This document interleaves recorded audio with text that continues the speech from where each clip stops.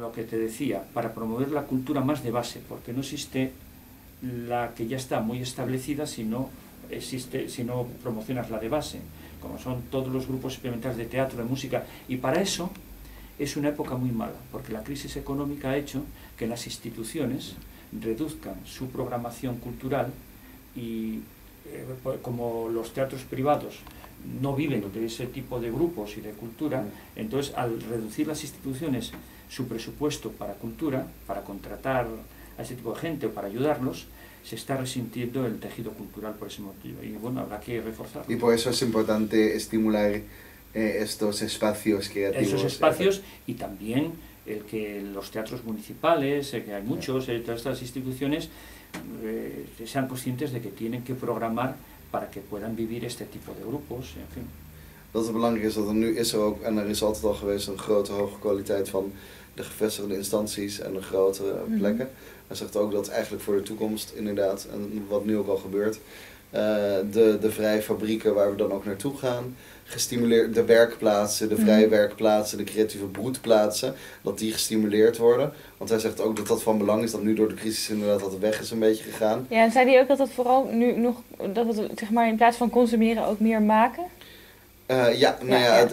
Nu is het vooral heel veel consumeren. En nu zegt hij ook dat het nu al gebeurt, maar dat het uiteindelijk eigenlijk idealiter in de toekomst nog meer gebeurt. Dat er nu plek wordt gemaakt inderdaad voor de broedplaatsen, voor weer een stimulering van de kleine creatieveling.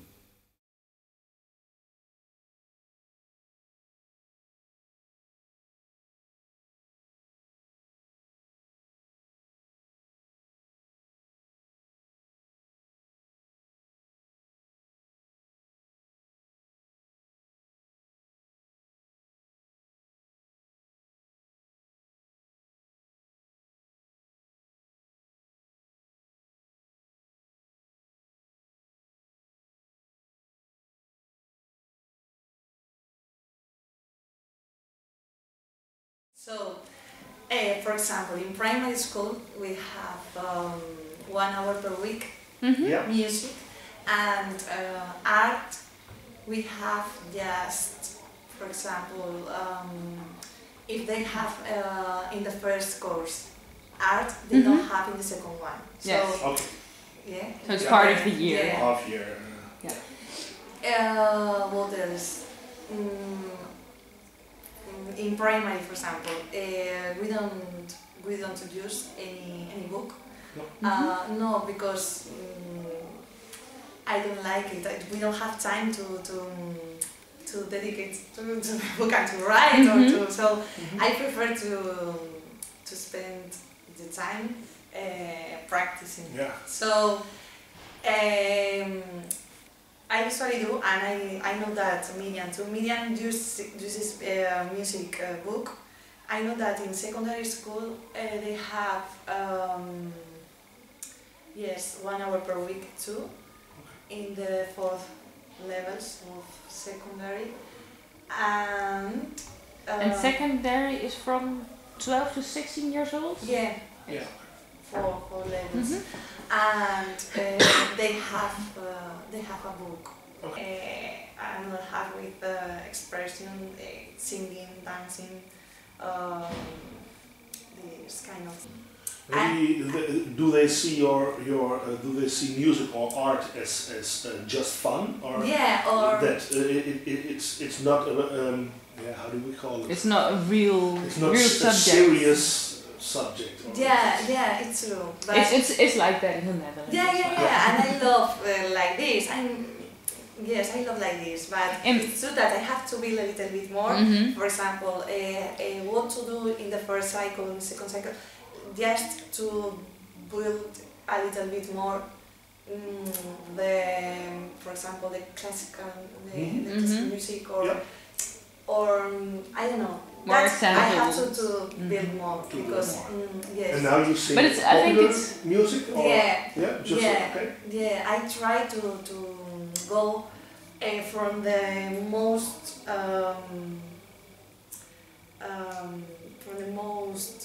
famous things for them.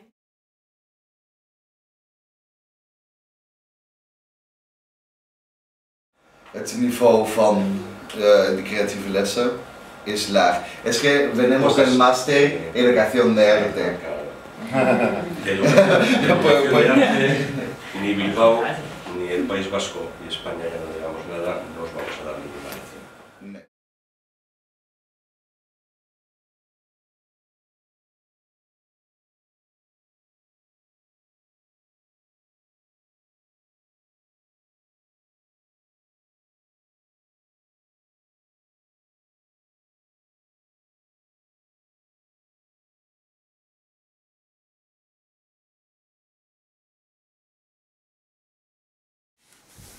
DigiPen started in the 1980s. It started in Canada. Basically, the co-founder of Nintendo Software USA, Claude Comer, the business was difficult to grow because they couldn't find artists or programmers specialised in making video games. And it was the big boom in the 80s when Nintendo was going crazy. Sega, Sony, Atari, they were really trying to move forward, and people weren't actually trained to make video games. So what he found was he had to train everybody that knew that came to the business had to be trained up, and very quickly realised that again, to have an industry you have to train people to work in it. Yeah. So that's how DigiPen was born, as an academy really. But it got to be where the teaching became more important to him than the video game company. For people with artistic potential. But our art degree is an art degree. It's not a making digital art for video games degree. It's an art degree. They do, the first year, all they do is draw. And they do traditional animation, so they learn the fundamentals of animation, pencil and paper, and they draw. And their classes are any art, the whole time. Then they will do some character design, then they'll do some concept art. The second year, the first part of the second year is still Annie and art. Then eventually they'll start to transfer those skills that they've learned with our art teacher to digital art. But their animation is still going to be 2D traditional. They'll do individual projects, team projects, and the game. The idea is by the time they finish second year, they're going to be really accomplished artists. They're going to be good at seeing something and getting it onto the paper. Which means that any idea they have, they can get it onto the paper exactly as it is here. If you're not capable of drawing what you see, then very probably you're not going to be able to draw what you have in here religiously to what you, as you see it. And we want you to be able to express what you see. Once they've finished their second year, as I say, so they've basically learned, they've done film, they've done character design, teach them how to develop a character, but they develop the character first in writing. They do a biography of the character. So if that character they've developed is a hunter, why is he a hunter? Oh, well, because his parents died when he was young and he had to support his brothers and sisters. Why does he have a scar? Because he had a fight with a bear when he was only 14 years old. When the artist starts to draw the character, they've already got a really good mental picture of that, the personality of their character, and it comes out on the paper. We'll teach them how to move the camera within their scene, we'll teach them how to colour the scene, we'll teach them how to get different camera angles, so that how to bring their character to life in 2D. Then we'll want to, like I say, we'll start doing digital art, we'll start doing backgrounds, images, we'll start 3D modelling. So in a film, everything that is actually interactive within the film is modelled. The buildings, the plants, the rocks, the characters. The only thing you're not going to model is a distant, maybe the sunset or the mountains in the distance that you never reach. So we don't need to model. They learn how to model from scratch. Production companies would have templates. You would have a male template, a female template, and then you adjust it to what you want. They from scratch. They learn how to give it colour, how to give it texture. Then they learn how to actually animate it manually. We don't use motion capture projects. Also another project will be the game project, where they will provide the different animations for the game. And then in fourth year they do a 3D group project. That can be maybe a little bit longer, have more characters, and exactly the same format. They're going to basically have to design the whole thing, from the storyboards to the animatics, right the way through.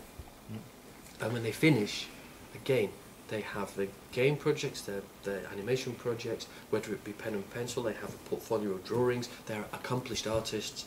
They can use most of the programs that are used within art, design, animation. The toolboxes are generally very similar on all of them. They use Photoshop an awful lot. Again, Photoshop is one of the most used programs in the design and art business. So they're basically prepared. They could make short films and feature films with traditional animation, cartoons. They could make 3D cartoons, 3D short films, long films, the art for video games, the animation for video games, the backgrounds. But also they can transfer those skills to other different artistic areas. They could do a very short special effects course and take their special effects abilities on to the next level and work in film. They could go to film. I mean, they study an awful lot of film. They could, anything technological has an interface. It has to be designed. So they can make that interface. They want to go into web design. Again, they have all the tools and the creative skills to do it.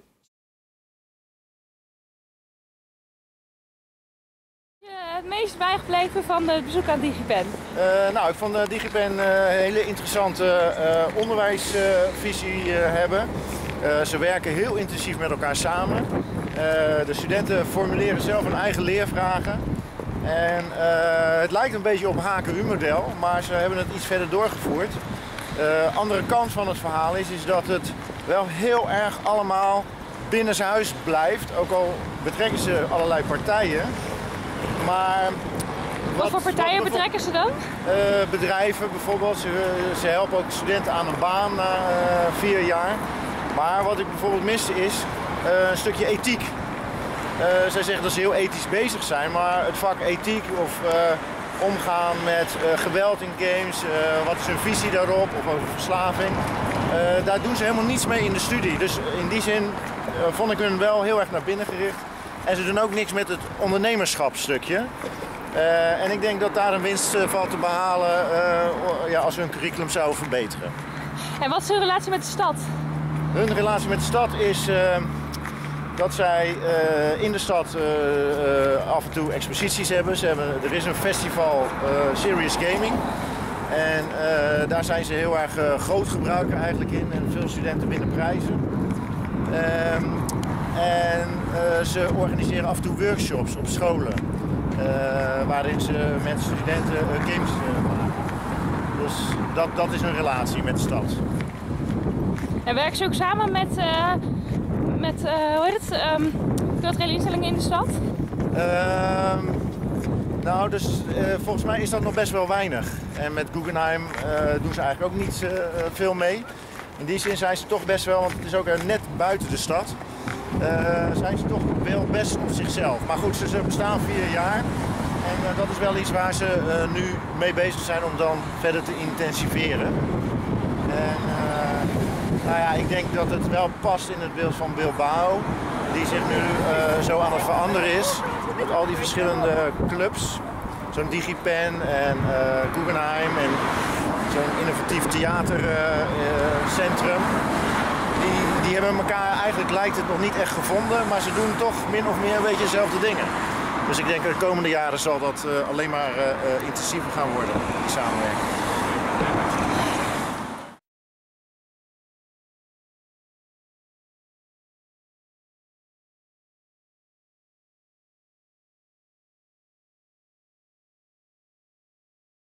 We have this dream to also combine some of the concepts that I used to study and that I teach, peace and conflict transformation and the role of media in that, with these kind of tools that lead us towards innovation.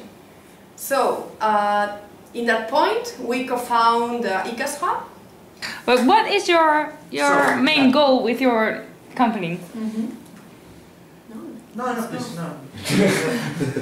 So I will add some information. You will add some information. We use creative processes and collaborative processes to bring solutions to the needs that are within the group we are working with. So our goal is to give simplicity to complex issues. And is this for schools and education, or other groups? I want you to answer that. No, what we believe is that it's possible to solve the challenges we have. It doesn't matter if it's about a school, it's a social problem, it's a business challenge. We know which are the tools to not solve, but try to be more innovative, to bring innovation inside a company or a group of people. But what is very interesting for us and what we realize is that what is the most important thing is how the collaborative tools that we can use can make the difference. Yeah. Okay? So we started with education, but then we realized that there were so many areas we can go and help with these new tools. So we decided to move not only to education, so applying not only to education, but also maybe to any group that needs a tool to solve a complex issue, but from creativity. So not for thinking, not only for using reason, but only applying skills, knowledge and creativity, and of course emotional intelligence. So acknowledging that you are present in a moment where creativity is possible only if you acknowledge that you are really present in that moment. So we combine emotional intelligence, creativity, and the knowledge that the person brings with him or herself. Our second project. So with them, we are working with them in different challenges they have. One was this conference. Another one is another project that we are starting right now.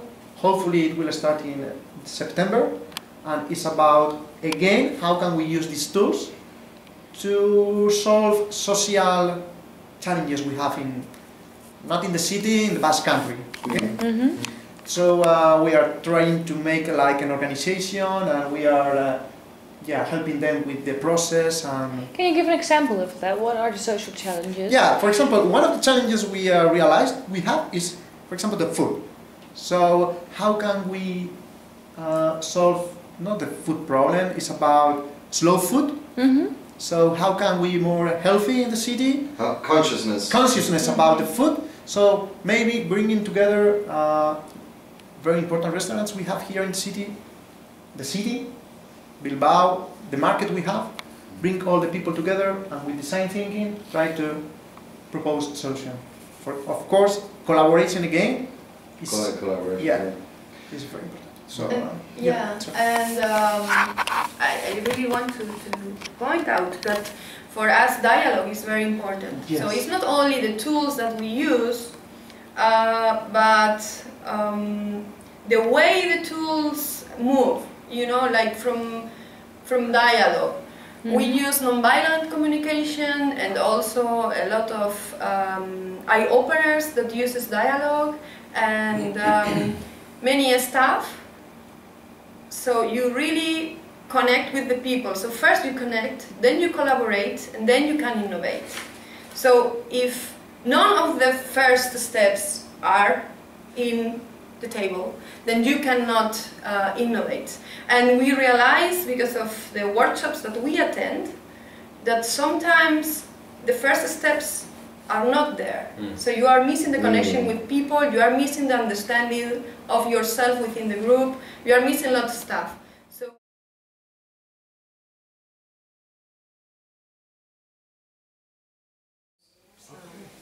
and I read something that for Salesians that the social part and the social emotional education is important. It's very important.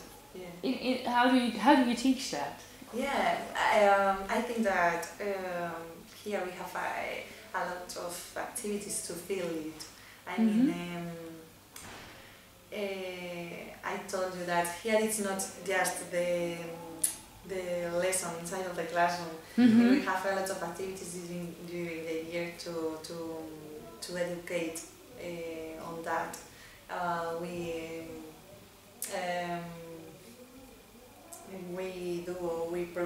prepare with the oldest students this kind of gincana, you know, we say gincana, but it's not gincana. It's collection or Festival. of games Mhm. at the playground, yeah. or they Yeah, are yeah. yes, playing and playing, and Yeah. they are Yeah. getting Yeah. points, Yeah. or Yeah. this Uh-huh. kind of, and they prepare it for little students.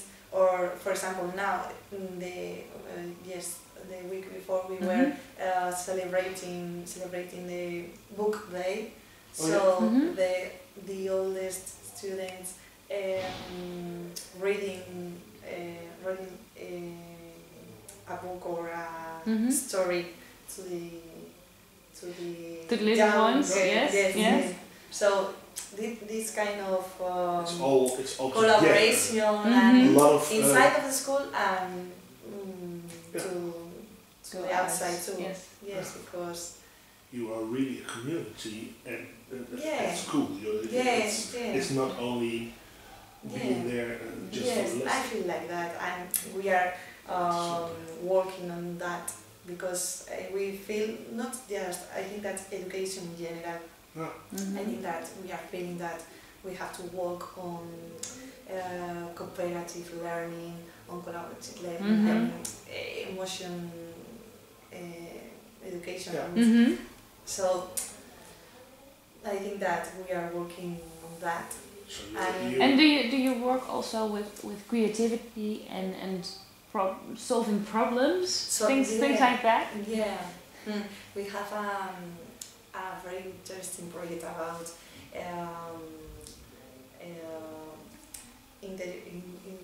interior. Yes. Yes, And about we the understand. because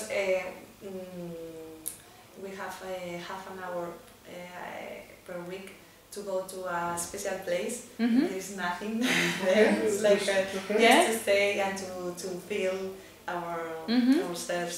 Like sort of meditation. Meditation, yeah. And for us, like a prayer because we are. So we are working on that. I think that in general education is changing because nowadays the book and the teacher, like the unique one in the classroom with the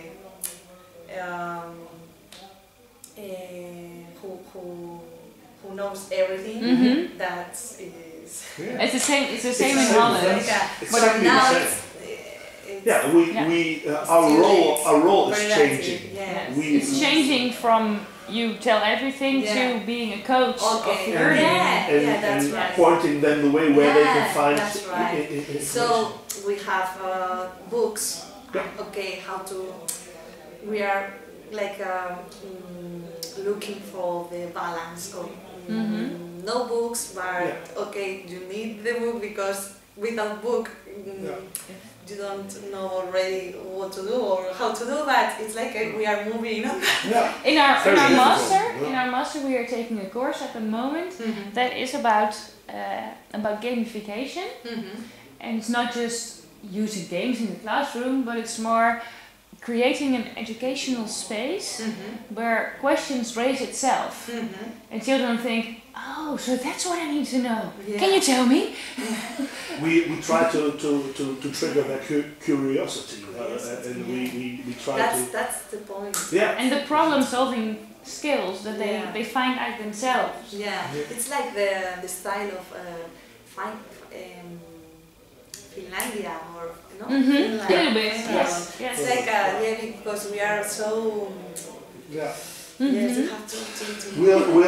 We'll cut it.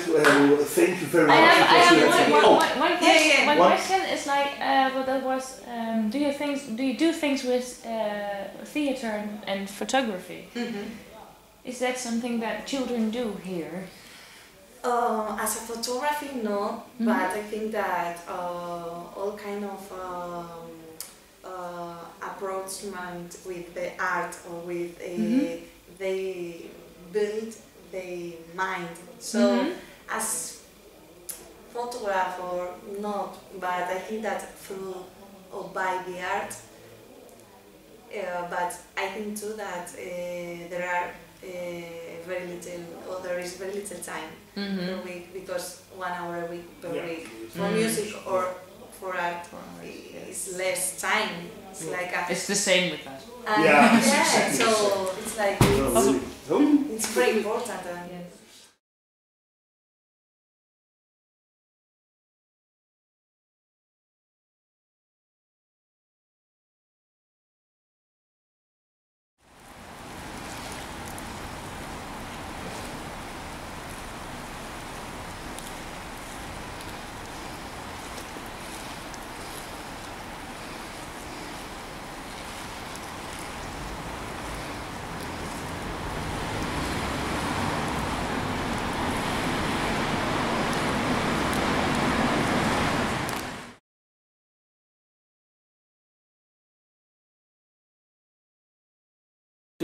Pero hay, y eso produce también que como símbolo se recurra mucho a la cultura tradicional, a los símbolos tradicionales para remarcar las características del País Vasco.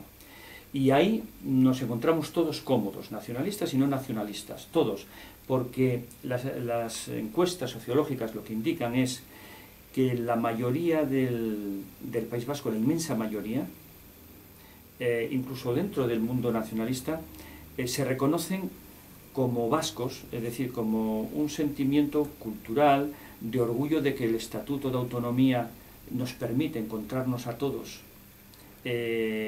con una autonomía suficiente para sentirte políticamente capaz de hacer cosas, de tomar decisiones, ¿no? Entonces, hay nacionalistas, hay no nacionalistas, pero la mayoría, el 70, el 75%, sean nacionalistas o no, se encuentran en el estatuto, es decir, una autonomía potente. Y eso hace que los símbolos, para la mayoría de la población, tengan importancia. Y los símbolos vienen de la historia. Entonces, los símbolos culturales, que son siempre los símbolos por definición, tienen importancia, se respetan, se quieren, pero bueno, pero no forman parte de la diversión o el disfrute cultural cotidiano, pero forman parte de nuestra vida. Het is ook zo dat je hebt natuurlijk de nationalisten die een afscheiding willen en de anderen, maar een groot merendeel heeft wel een trots dat ze haalt, dat ze denkt van als zijnde staat dat het niet gaat om pure onafhankelijkheid, maar dat de onafhankelijkheid onlosmakelijk verbonden is met eigen verantwoordelijkheid. En dat dat een belangrijk iets is, dat de mensen denken van maar wij willen de verantwoordelijkheid over onze eigen keuzes hebben en die keuzes dan te kunnen maken. Maar dat die symbiose tussen verantwoordelijkheid en het kunnen doen, dat eigenlijk het grootste speerpunt vrijheid is. En verantwoordelijkheid. En vrijheid en verantwoordelijkheid. Ja. En dat daarvoor dan oude symbolen gebruikt worden die uit traditie voortkomen, ja. En dat staat dan nog los van of je heel nationalistisch bent en je wil een afscheiding hebben of niet. Maar over verantwoordelijkheid en vrijheid, ja, dan inderdaad.